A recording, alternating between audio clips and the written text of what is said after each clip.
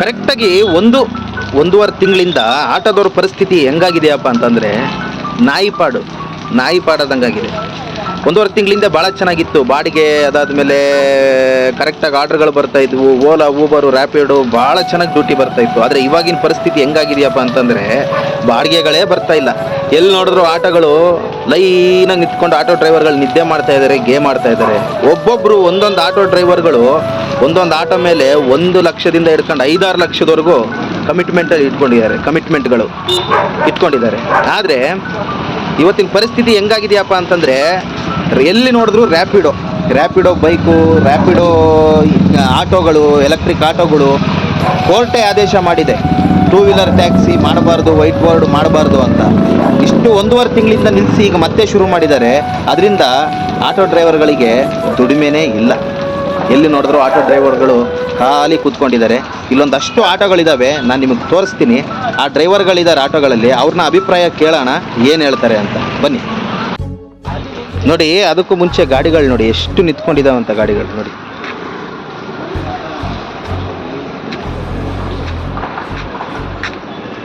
ನೋಡಿ ಇನ್ನೂ ಅಲ್ಲೆಲ್ಲ ಇದ್ದಾವೆ ಗಾಡಿಗಳು. ನಮ್ಮ ಡ್ರೈವರ್ಗಳು ಇಲ್ಲೇ ಇದ್ದಾರೆ, ಅವ್ರನ್ನ ಕೇಳೋಣ ಬನ್ನಿ. ಅಣ್ಣ ನಮಸ್ಕಾರ.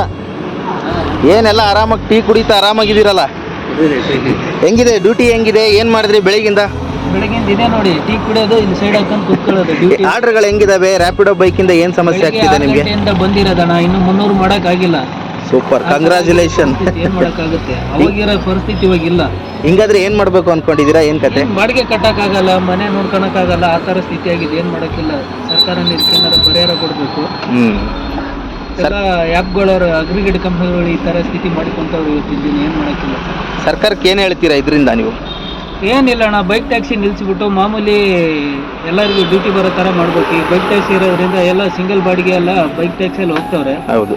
ನಮ್ಮ ಆಟೋ 3 ಲಕ್ಷ 4 ಲಕ್ಷ ತಂದು ಕೊಟ್ಟು ಆಟೋ ಏನು ಮಾಡ್ತಾ ಇದ್ರೆ ಈ ಥರ ಸೈಡ್ ಹಾಕೊಂಡು ನೆಳ್ಳಿಗೆ ಮಲ್ಕೋ ಪರಿಸ್ಥಿತಿ ಆಗಿದೆ.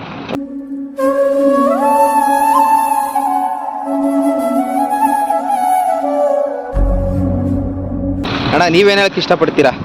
ನಮ್ಮದು ಅದೇ ಪರಿಸ್ಥಿತಿ. ಬೆಳಗ್ಗೆ 6:30 ಈಗಂತ 350 ರೂಪಾಯಿ ಮಾಡಿದ್ವಿ. ಅಯ್ಯೋ, 350 ರೂಪಾಯಿ. ಇದರಲ್ಲಿ ಊಟ ಏನು ಮಾಡೋದು, ಬಚಾವ್ ಏನು ಮಾಡೋದು, ಫೈನಾನ್ಸ್ ತಿಂಗಳಕ್ಕೆ 10,500 ಕಟ್ಟಬೇಕು. ಅದೇನು ಕಟ್ಟೋದು? ಮನೇಲಿ ಯಾರದು ಮೈ ಹುಷಾರಿಲ್ಲ ಅಂದರೆ ಹಾಸ್ಪಿಟಲ್ಗೆ ಅದೆಲ್ಲ ಯಾರು ನೋಡೋದು?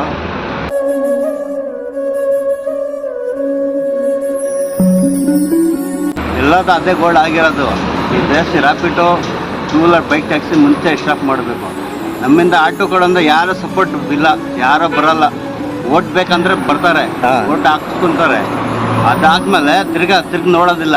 ಕೋರ್ಟಲ್ಲಿ ಆದೇಶ ಆಗಿದೆಯಲ್ಲ 2 ವೀಲರ್ ಓಡಿಸ್ಬಾರ್ದು ಅಂತ. ಇವಾಗ ಅದು ಯಾರು ಹಿಡಿತಾವ್ರೆ?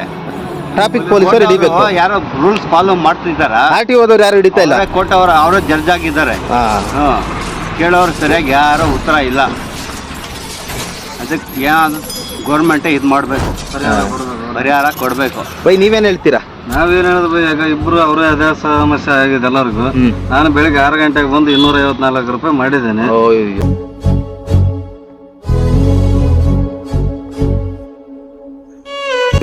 ಇಷ್ಟ ಆಗಿದೆ. 6 ಗಂಟೆ 12 ಗಂಟೆ 20 ನಿಮಿಷ ಆಗಿದೆ, ಏನೂ ಇಲ್ಲ.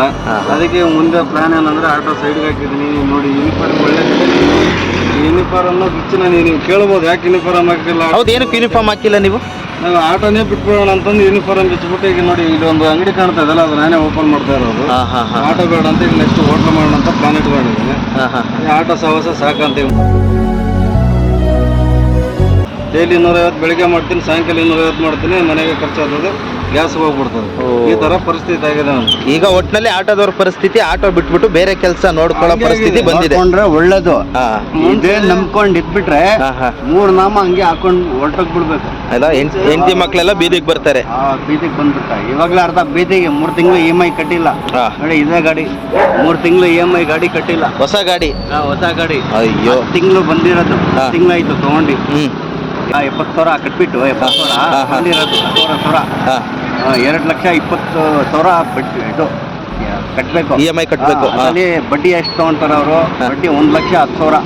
ಎಷ್ಟು? 3,30,000. ಕಟ್ಟಿರೋದು ಎಷ್ಟು? 70,000. ಎಷ್ಟು? 4 ಲಕ್ಷ. ನಿಮ್ಗೆ EMI ಕೊಟ್ಟರು ಉದ್ಧಾರ ಆಗ್ತಾ ಇದ್ದಾನೆ. ನಾವು ಅಷ್ಟೇ. ನೀವಂತೂ ಏನು ಮಾಡಕ್ ಆಗ್ತಾ ಇಲ್ಲ. ಭಾಳ ಕಷ್ಟ. ಹಾಂ ನೋಡಿದ್ರಲ್ಲ ಸ್ನೇಹಿತರೆ, ಇವತ್ತಿನ ಆಟೋಗಳ ಪರಿಸ್ಥಿತಿ, ಆಟೋ ಡ್ರೈವರ್ಗಳ ಪರಿಸ್ಥಿತಿ ಎಷ್ಟು ಕಷ್ಟ ಆಗಿದೆ ಅಂದರೆ ನಿಜವೂ ಇದ್ರ ಬಗ್ಗೆ ಯಾರು ತಲೆ ಕೆಡಿಸ್ಕೊಂತ ಇಲ್ಲ.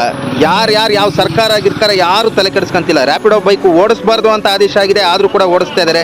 ಎಲ್ಲೂ ನೋಡಿದ್ರು ನೋಡಿ ಆಟೋಗಳು, ಎಲ್ಲೂ ನೋಡಿದ್ರು ಕೆಲಸ ಇಲ್ಲ, ಆಟೋಗಳಿಗೆ ಬಾಡಿಗೆ ಇಲ್ಲ, ಡ್ಯೂಟಿ ಬರ್ತಾ ಇಲ್ಲ. ಓಲಾ ಊಬರ್ ರ್ಯಾಪಿಡೋ ಬರೋಕ್ಕೂ ಮುಂಚೆ ಆಟೋ ಡ್ರೈವರ್ಗಳು ರಾಜರ ಥರ ಇದ್ದರು, ಇವತ್ತು ಮಂತ್ರಿಗಳಿಗಿಂತ ಕಡೆ ಆಗೋಗ್ಬಿಟ್ಟಿದ್ದಾರೆ. ಇದಕ್ಕೆ ಏನಾದರೂ ಸರ್ಕಾರ ಮಾಡಬೇಕು, ಆದಷ್ಟು ಬೇಗ ಡ್ರೈವರ್ಗಳನ್ನ ಉಳಿಸ್ಬೇಕು. ಡ್ರೈವರ್ಗಳನ್ನ ನಂಬ್ಕೊಂಡು ಫ್ಯಾಮಿಲಿಗಳಿದ್ದಾರೆ, ಅವ್ರ ಫ್ಯಾಮಿಲಿಗಳನ್ನ ಉಳಿಸ್ಬೇಕು ಅಂತ ಕೇಳ್ಕೊತೀನಿ. ನಮಸ್ಕಾರ.